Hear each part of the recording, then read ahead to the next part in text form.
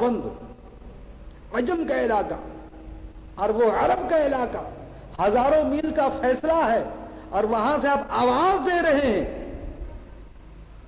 یوں کہ وہاں جنگ ہو رہی ہے کافروں کے ساتھ، اور جنگ کے درمیان آواز دے رہے ہیں، اور آواز ایسی پہنچ رہی ہے، وہاں کوئی لاؤڈ اسپیکر نہیں، وہاں کوئی ٹیلی فون نہیں، کوئی ٹیلی ویژن نہیں، کوئی ریڈیو نہیں، آخر وہ کیا آواز تھی کہ فاروق اعظم رضی اللہ تعالیٰ عنہ نے جمعے کے اندر خطبے میں کھڑے ہو کے فرمایا ساریۃ والجبل، اے ساریہ دیکھ پہاڑ کے آڑ لے، پہاڑ کے دامن میں چلے جا۔ یہ کفار یہ چاہتے تھے کہ دونوں طرف سے مسلمانوں کو ختم کر دیں، مگر جب فاروق اعظم کی آواز آ گئی تو ہماری اسلامی لشکر پہاڑ کے دامن میں چلی گئی۔ اس کا نتیجہ نکلا کہ کفار شکست کھا گئے اور مسلمان کو کامیابی ہوئی اور فتح یابی ہوئی۔ یہ کیا طاقت تھی؟ یہی طاقت ہے کہ غلامی مصطفیٰ صلی اللہ تعالی وسلم، یہ حضور کی غلامی کا اثر ہے۔ سرکار تو عالم حضرت محمد مصطفیٰ صلی اللہ علیہ وسلم، غلامی کا تو بات ہے کہ حضور کی ایسی غلامی اختیار کی کہ محمد کے غلام ایسے ہیں کہ سبحان اللہ، کوئی لاؤڈ اسپیکر نہیں، کوئی ریڈیو، ہزاروں میل سے اگر آواز دیتے ہیں تو سن لیتے ہیں۔ تو میرے دوستو، سرکار تو عالم حضرت محمد مصطفیٰ صلی اللہ تعالی وسلم کا اگر ہم آواز دیں یہاں سے تو کیا سرکار دو عالم نہیں سن سکتے؟ ہماری گنہگاروں کی آواز کو سنتے ہیں، اور جو لوگ کہتے ہیں ہماری آواز کو نہیں سنتے، حقیقت بات یہ ہے کہ ان کی آواز کو واقعی نہیں سنتے، اس لیے کہ وہ اس قابل ہی نہیں۔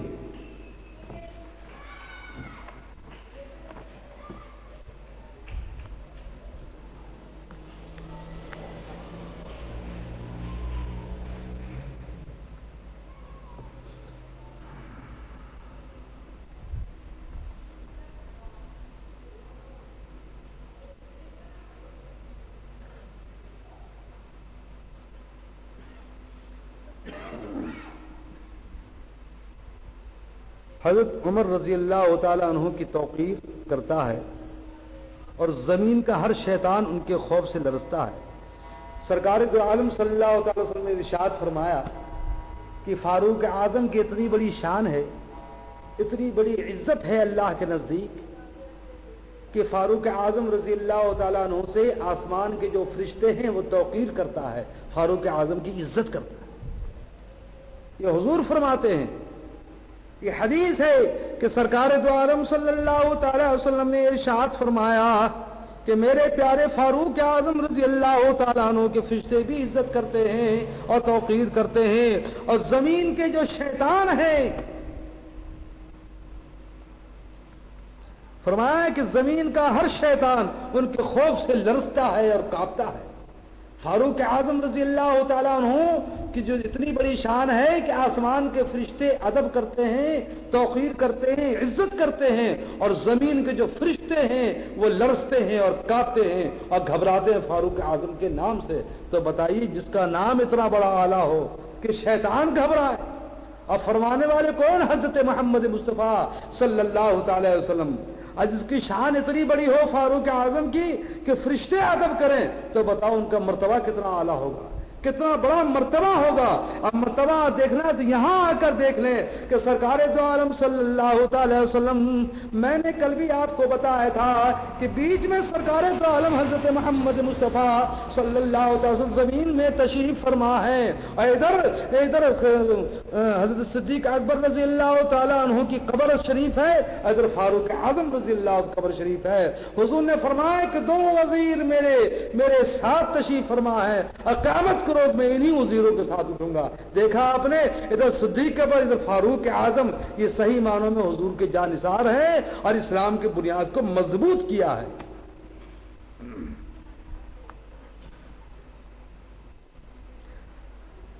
روایت ہے کہ حضرت ابن مسعود رضی اللہ تعالیٰ عنہ نے فرمایا کہ حضرت عمر رضی اللہ تعالیٰ عنہ کا علم میزان کے ایک پلہ میں رکھا جائے اور روئے زمین کے تمام زندہ لوگوں کے علوم ایک پلے میں، تو یقیناً حضرت عمر رضی اللہ تعالیٰ کا علم ان سب کے علوم سے زیادہ وزنی ہوگا۔ فرمایا کہ عمر فاروق رضی اللہ تعالیٰ کا علم، اتنا علم ہے آپ کے پاس، علم لدنی، ایک ہوتا ہے علم لدنی جو سینے میں محفوظ ہوتا ہے۔ اللہ کے نیک بندے جو ہیں ظاہری آنکھ سے کم دیکھتے ہیں اور دل کے آنکھ سے زیادہ دیکھتے ہیں، اس بات کو خوب اچھی طرح یاد رکھیں۔ ایک ہوتا ہے علم لدنی اور ایک ہوتا ہے ظاہر علم۔ ظاہر علم اس کو کہا جاتا ہے کہ ہم آنکھ سے آپ کو دیکھ رہے ہیں، آپ مجھے دیکھ رہے ہیں، اور علم نہ دنیا ہوتا اور ایک ہوتا معرفت الہی، اللہ تعالیٰ کی معرفت ہوتی ہے۔ وہ ایسا معرفت ہوتا ہے کہ ایک تجلیات ربانی، ایک نور ہوتا ہے، جو انسان عبادت کرتا ہے تو اللہ تعالیٰ وہ نور کا ایک قطرہ اس کے سینے میں ڈال دیتا ہے، اس نور کی روشنی سے وہ دنیا کو دیکھتا ہے، اس کا قلب جو ہے وہ منور ہو جاتا ہے، اس کے نور سے دیکھتا ہے۔ تو فرماتے ہیں کہ تمام کائنات، تمام روئے زمین کے تمام زندہ لوگوں کے علوم ایک پلے میں ترازو کو ہاتھ میں رکھا جائے، اور تمام زندہ لوگ جو آسمان کے نیچے زمین کو اوپر بستے ہیں اور چلتے ہیں، ان کے علم کو ایک پلے میں رکھ لیں، اور اس کے بعد اور حضرت عمر فاروق رضی اللہ تعالیٰ عنہ کا علم ان سب کے علوم سے زیادہ وزنی ہوگا، تمام دنیا کے علم ایک طرف، اور فاروق اعظم رضی اللہ تعالیٰ کا علم جو ہے تمام لوگوں سے بھی زیادہ علم ہوگا۔ تو بتایا کہ آپ کتنے علم اور کتنے بڑے عالم تھے، اور زہد و تقویٰ کا ان کا کیا عالم ہوگا۔ آگے دیکھیں، آگے فرماتے ہیں حضرت امام جعفر صادق رضی اللہ تعالیٰ عنہ نے فرمایا ہے کہ میں اس سے میں بیزار ہوں جو حضرت ابو بکر عمر رضی اللہ تعالیٰ عنہما کا ذکر بدی کے ساتھ کرے۔ فرماتے ہیں کون؟ حضرت ابو بکر۔ فرماتے ہیں امام جعفر صادق رضی، جس کا ہم کنڈے کا ختم دلاتے ہیں، امام جعفر صادق فرماتے ہیں کہ جو ابو بکر صدیق رضی اللہ تعالیٰ عنہ اور عمر فاروق رضی اللہ تعالیٰ کو بیزاری سے نام لے یا برا کہے تو میں اس سے بیزار ہوں، اب وہ لوگ مجھے اچھے نہیں لگتے۔ تو میرے دوستوں، یہ جتنی چیز ہیں یہ کیا ہے؟ یہ صرف غلامی مصطفیٰ صلی اللہ تعالی وسلم کا صدقہ ہے کہ جب سرکار دو عالم کی غلامی اختیار کر لی تو میرے دوستوں سب کچھ اللہ تعالیٰ نے ان کو دے دیا، دنیا کے علم بھی اس کو دیا اور آخرت کا علم بھی اس کو دے دیا۔ اور جو لوگ سرکار دو عالم حضرت یہ جتنی آپ چیزیں دیکھ رہے ہیں، یہ تمام چیزوں میں پیارے محبوب حضرت محمد مصطفیٰ صلی اللہ تعالی وسلم کی محبت بھری ہوئی ہے۔ حضرت عمر بن عاص رضی اللہ عنہ سے آ کر عرض کیا کہ اے امیر، ہمارے دریا نیل کے ایک رسم ہے، جب تک اس کو ادا نہ کیا جائے دریا جاری نہیں رہتا۔ انہوں نے دریافت کیا اس مہینے کی 11 تاریخ ہم ایک کماری لڑکی کو اس کے والدین سے لے کر عمدہ لباس اور نفیس زیور سے سجا کر دریا نیل میں ڈالتے ہیں۔ دیکھا آپ نے، یعنی عمر بن عاص رضی اللہ تعالیٰ عنہ گورنر مصر کے آپ گورنر تھے، اور جس وقت اسلام کا جھنڈا مصر میں لہرانے لگا، مصر فتح ہو گیا، تو اس کے بعد دریا نیل جو بہتا تھا، یعنی اسلام وہاں پہنچنے سے پہلے، فتح ہونے سے پہلے کا یہ نتیجہ تھا کہ کافر لوگ جو دیتے تھے جوان لڑکی کسی عورت سے لے کر اچھا لباس پہنا کر دریا نیل میں ڈال دیتے تھے، تو دریا نیل پھر موجیں مارتا، پانی اوپر آ جاتا تھا۔ تو کہا اے عمر بن عاص، آپ گورنر مدینہ ہیں، آخر ہم ہر سال لڑکی کو یہاں دیتے ہیں، اس میں ڈالتے ہیں، آپ کچھ فرمائیں کیا کرنا چاہیے؟ دیکھا آپ نے، فاروق اعظم ہوا، خلیفہ ہوئے، اور اسلام کہاں پہنچ رہا ہے؟ مصر کے اندر، روم کے اندر، یعنی دنیا میں کہاں کہاں روم، جاوا، عمر فاروق رضی اللہ تعالیٰ عنہ نے اسلام کا جھنڈا دنیا میں ہر جگہ پہنچایا، اور مصر بھی اب دیکھیں فتح ہو رہا ہے، مصر بھی فتح ہو گیا۔ عمر بن عاص رضی اللہ تعالیٰ نے اسلام میں ایسا ہرگز نہیں فرمایا کہ اسلام میں ایسا ہرگز نہیں ہو سکتا، اسلام پرانی واہیات رسموں کو مٹاتا ہے، جو پرانی چیز ہے، عمر بن عاص رضی اللہ تعالیٰ نے فرمایا کہ جو پرانی چیزیں اس کو مٹاتا ہے، بلکہ اسلام کی بنیاد وہ ہے کہ اچھائی چیز کو بتانے کا، برائی چیز کو نہیں، یوں کہ بری بری چیزیں، پرانی چیزیں، واہیات رسموں کو مٹاتا ہے۔ وہ رسم موقوف رکھی گئی اور دریا کی روانی کم ہوتی گئی، یہاں تک کہ لوگوں نے وہاں سے چلے جانے کا قصد کیا، وہ رسم کو تو منع کر دیا۔ عمر بن عاص رضی اللہ عنہ نے کہا کہ یہ رسم ٹھیک نہیں ہے، اسلام اس کو منع کرتا ہے، تو آپ لوگ اس کو جاری کرتے ہیں، یہ ہمارے سمجھ میں نہیں آتا۔ لوگوں نے موقوف کر دیا اس کام کو کرنا، اور اس کا نتیجہ کیا نکلا کہ دریا نیل سوکھتا چلا گیا، سوکھ گیا دریا نیل۔ لوگوں نے وہاں سے ہجرت کا ارادہ کر لیا کہ جب پانی پینے کے لیے یہاں نہیں تو آخر ہم یہاں رہ کر کیا کریں، یہ دیکھ کر حضرت عمر بن عاص نے امیر المومنین حضرت عمر رضی اللہ تعالیٰ عنہ کی خدمت میں تمام واقعہ لکھ بھیجا. سبحان اللہ. امیر المومنین کون؟ مومنوں کے امیر. امیر مانے بڑا، عربی میں امیر کہتے ہیں بڑے کو. امیر المومنین خلیفۃ الرسول فاروق اعظم رضی اللہ تعالیٰ عنہ، جس سے شیطان بھی پناہ مانگتا، زمین کا تمام شیطان لرزتا ہے اب پناہ مانگتا ہے. فاروق اعظم رضی اللہ تعالیٰ کا نام سن کر شیطان بھاگ جاتا ہے. اور فاروق اعظم، جیسے میں نے کہا کہ فاروق اعظم کی وہ شان ہے کہ فرشتے بھی تعریف کرتے ہیں اور آپ کی شان بیان کرتے ہیں اور توقیر آپ کی عزت کرتے ہیں. آپ نے پرچہ لکھا کس کو؟ امیر المومنین حضرت عمر فاروق رضی اللہ تعالیٰ کی خدمت میں تمام واقعہ لکھ بھیجا. آپ نے جواب میں تحریر فرمایا تم نے ٹھیک کیا، بے شک اسلام ایسی باتوں کو روکتا ہے. آپ نے پرچے میں کیا لکھا کہ تم نے جو کچھ ان سے کہا اچھا کہا، اور اسلام یقیناً برائی کو روکتا ہے، پرانی جو واہیات رسمیں ان کو منع کرتا ہے، اور اچھی چیز جو اسلام کے اندر ہے وہ لوگوں کو بتاتا ہے کہ یہ کام کرو. تو کہا کہ جو کچھ تم نے لکھا ہے اور جو کچھ تم نے وہاں کیا وہ اچھا کیا. میرے اس خط میں ایک رقعہ ہے، اس کو دریائے نیل میں ڈال دینا. اس رقعے میں ایک رقعہ تھا اور اس میں لکھا ہے کہ اس کو دریا نیل میں ڈال دینا. عمر فاروق نے رقعہ لکھا. دیکھا آپ نے، جو سرکار دو عالم کا غلام ہو جائے، سبحان اللہ، جو سرکار دو عالم کا عشق دل میں پیدا ہو جائے تو پانی بھی اشارے میں چلتا ہے. بتائیے آج اگر دریا سوکھ جائے تو تمام موریشس کے آدمی اگر زور لگائیں کہ دریا کا پانی اوپر آئے تو آ سکتا ہے بھائی؟ بتائیے شاید یا کوئی طاقتور آدمی ایسا ہو موریشس میں، سمجھے نا؟ بتائیے اگر پہاڑ میں پانی سوکھ جائے تو واپس میں، مگر دریا نیل، بتائیے کس کی طاقت ہے؟ یہ طاقت ہے غلامی مصطفیٰ صلی اللہ تعالی وسلم کا، کہ جب حضور کی غلامی اختیار کی اور زبان سے پڑھا لا الہ الا اللہ محمد الرسول اللہ صلی اللہ تعالی علیہ وسلم، تو صحیح معنوں میں ایماندار ہو گئے. اور ایسے ہی ایماندار ہوئے کہ سرکار دو عالم نے فرمایا کہ فاروق اعظم فی الجنہ، عمر فاروق یعنی فی الجنہ، جنت کی بشارت دی کہ آپ تو جنتی ہیں. سبحان اللہ. جس کو جنت کی بشارت دنیا میں دی جائے تو اس کی کتنی بڑی شان ہے. دیکھا آپ نے فاروق اعظم نے کیا کام کیا. دریا نیل میں ڈال دینا.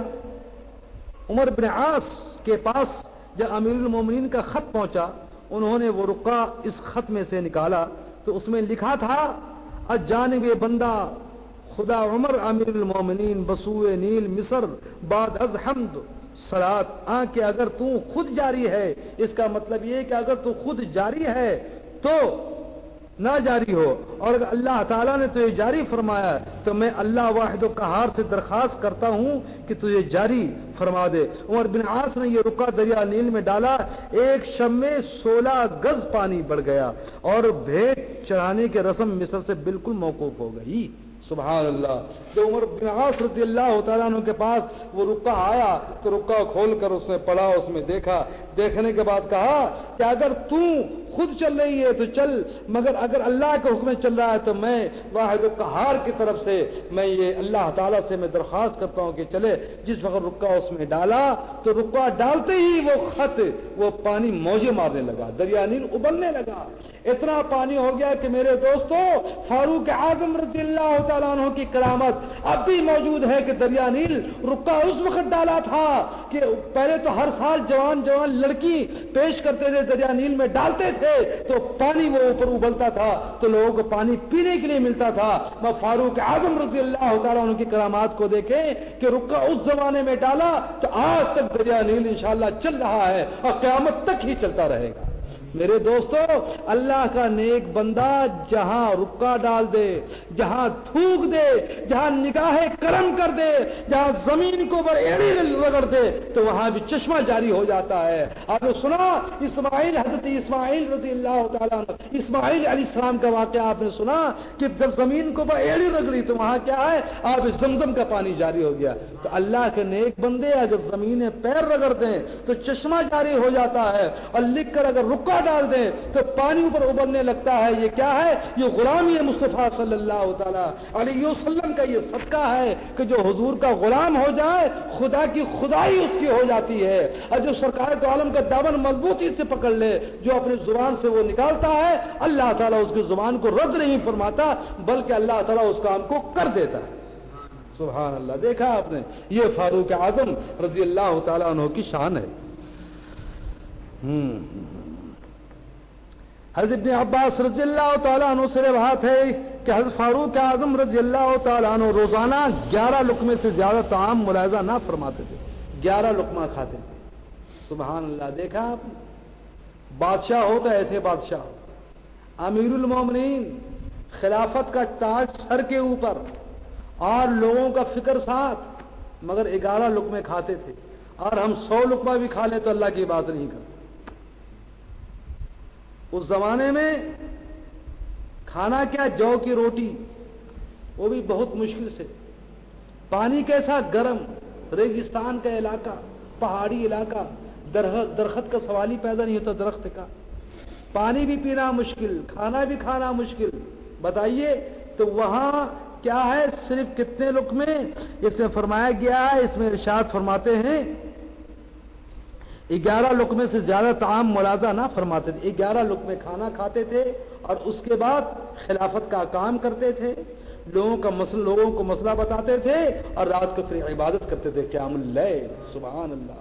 دیکھا فاروق اعظم رضی. آج ہم پیٹ بھر کے کھانا کھاتے تو عبادت تو علیحدہ، سونے کی تیاری کرتے. اس لیے فرمایا حضور نے کہ کم خوردن، کم کھاؤ.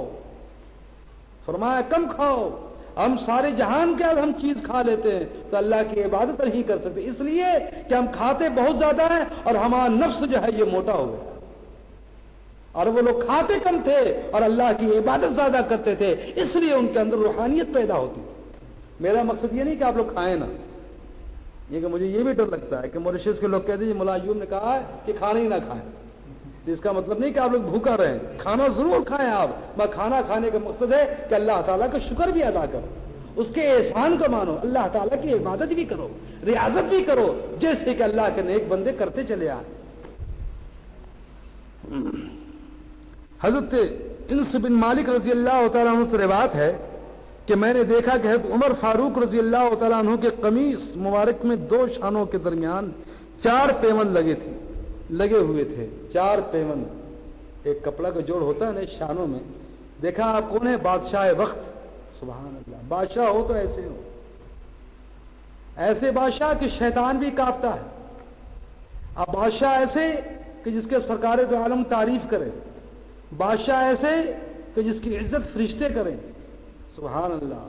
اب بادشاہ ایسے کہ سبحان اللہ اگر زمین پر بیٹھے ہوئے ہیں تو کسرا کے محل جو ہیں کافروں کے وہ بھی کانپ رہے ہیں فاروق اعظم کے نام سن کر. کسرا محل بہت بڑا محل تھا، بادشاہ کا، کافروں کا، وہ نام سن کر کے وہ گھبراتے تھے فاروق اعظم رضی اللہ تعالیٰ عنہ کے.